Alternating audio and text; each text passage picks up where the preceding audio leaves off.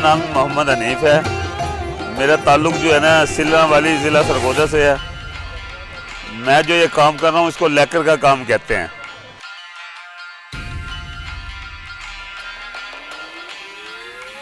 ये लकड़ी पे किया जाता है।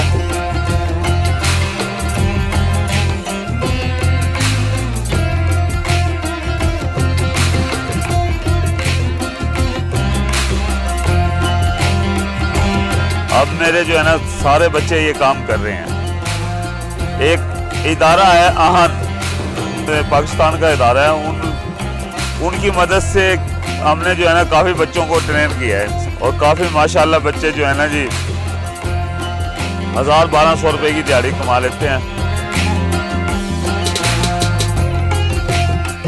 अंग्रेज जो आते हैं ना जी हमारा काम करते हुए, पहले तो उनको समझ नहीं आती ये क्या है। जब हमें करते हुए देखते हैं तो वो बहुत पसंद करते हैं और वो खरीद कर जो है ना ले जाते हैं।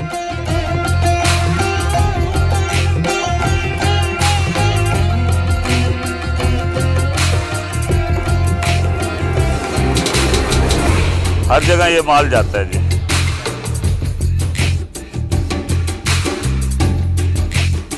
और पाकिस्तानी भी बहुत से जो लोग हैं जो बाहर रहते हैं वो भी जो है तोहफे के तौर पे जो है ना ले जाते हैं गोरे के मुल्कों में, मसलन अमेरिका, जापान।